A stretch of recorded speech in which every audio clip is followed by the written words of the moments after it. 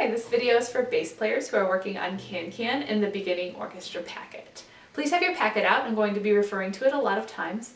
And we'll be focusing mostly on the melody. There'll be a couple of hints about the bass line at the end, but the melody is much more difficult. So when you're looking at your orchestra packet, you will see that there's some measures of Can-Can that are a little trickier than others, and I want to tackle those first. So the first scary measure is actually measure 2. This is in the melody, in the first line. Right here it is in slow motion.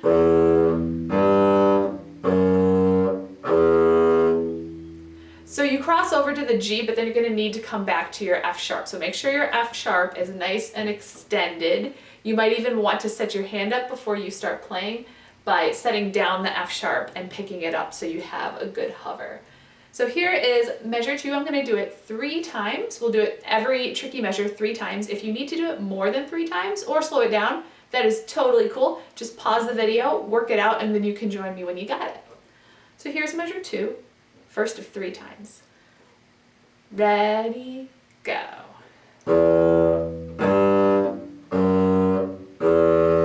Second time, ready, go.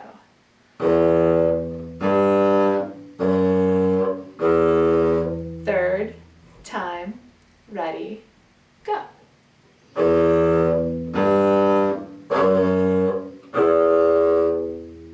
Now we're going to skip to the last measure of the first line, measure 4.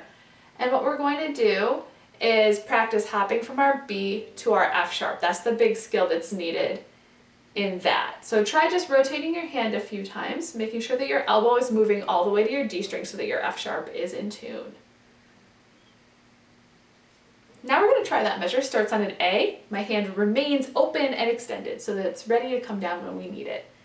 Here is measure 4. And now let's do that together 3 times. Ready, go.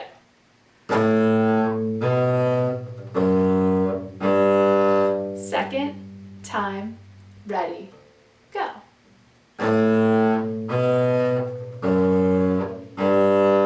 Third time, ready, go.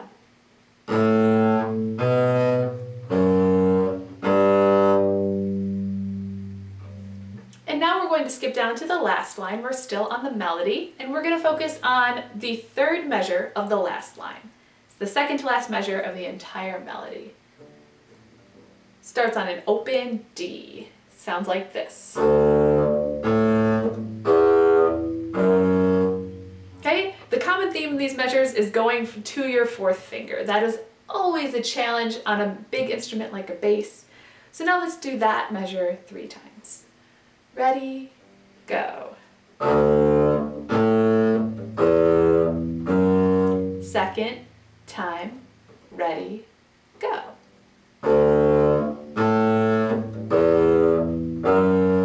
Third time, ready, go.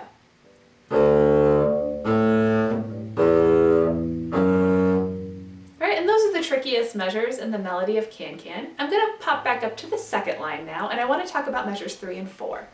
Measures 3 and 4 look scarier than they actually are because it's something that we've practiced a lot of times. Measure 3 starts with a jump from our open D to our high D, so we have to shift to 3rd position. But then if you notice the notes after that, it's just coming down the scale. We've done our D scale so many times that that shift should be pretty automatic by now. So what you'll notice is that my hand travels to 3rd position as I play the open D. So let's practice that first. Okay, 2 more times there. And then the last time. And then my hand is ready to go down that scale. So here are measures 3 and 4. Ready, go.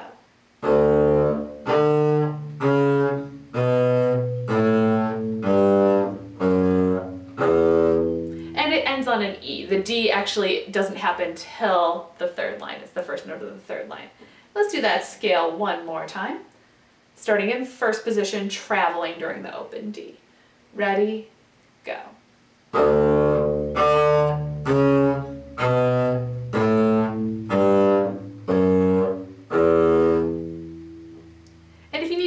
can, just pause the video, work it out.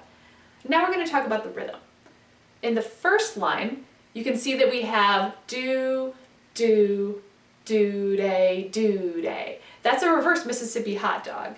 And to find a speed, this is actually a really big challenge, to find a speed that is good for both your do-days, your eighth notes that we just worked out, and the quarter notes, the do, do, it is pretty tricky. Those quarter notes are almost going to feel like they're half notes.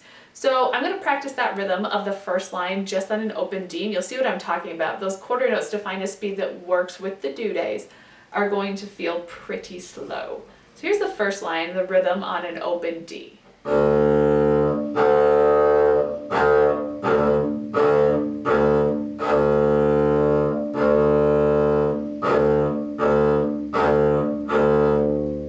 Okay, join me.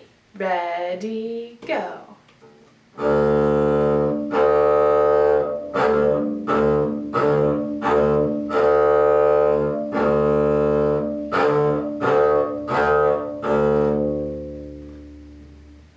And now, I want to put those notes in with the rhythm. This tempo may be faster than you're ready for, or it may be a little slow and you could go faster. So you can determine that for yourself, but I'm going to pick a pretty conservative speed to start. Ready, go.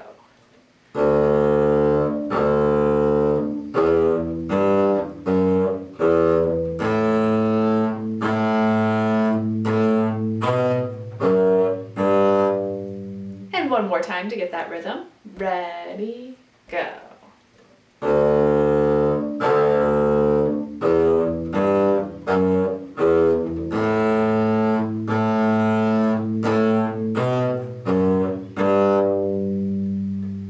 Moving on to the second line. Second line has more do-days, but the half of them are that scale that we practiced. So here is line 2. Ready, go. And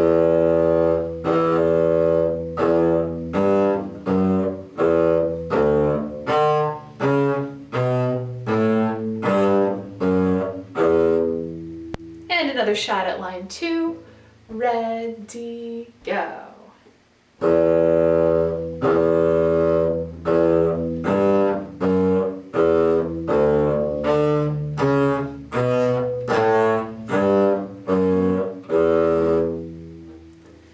Moving on, line 3 is the same as line 1, so we're going to skip it for now, and we're going to go to the last line. So the last line starts off very much like the second line, the first 2 measures are the same, and then the ending is a little different. Note that there are 2 quarter notes at the very end, and remember how slow our quarter notes have felt compared to the eighth notes. So those are going to feel pretty long at the end. Here is the last line. Ready, go.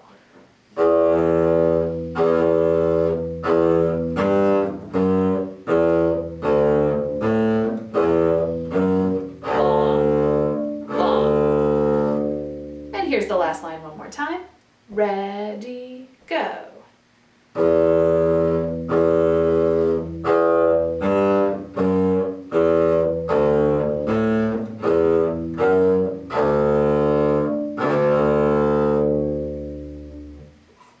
Moving on to the bass line now. The first line of the bass line is all open strings. It's just your D and your open A. So you can practice your string crossings in that, and you can also practice a steady beat. If you're playing this with the melody, remember all those due days that we worked on? The bass line's job is to hold it down, keep a nice steady beat, while the violins, violas, or whoever's playing the melody with you are playing the due days. So I'm going to speak the rhythm of the melody and play the rhythm of the bass line so you can hear how that works out. Do, do, do, day, do, day, do, do, do, day, do, day. So this is going to feel pretty slow, but the due days are going to sound really fast.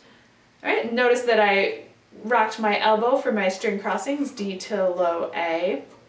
So that's something you can practice in that line as well. I know we've already practiced that in Frere Jacques and in the Ode to Joy Harmony, so you should be pretty good at that by now. Now, the only line that I'm going to talk about specifically in this is the second, because the second note of the first measure is an E, And that just catches people off guard because it's the first fingered note that you will have to play in the whole piece. And then our scale comes back.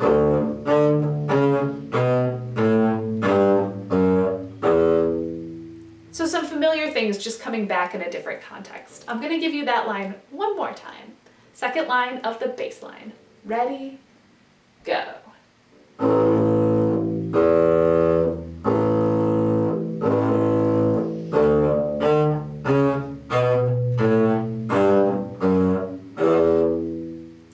And that's everything you'll need to know to practice Can-Can in the Orchestra Packet. When you're ready, you can check out the full run-throughs of both the melody and the bass line on the Orchestra Packet run-through playlist. Happy practicing!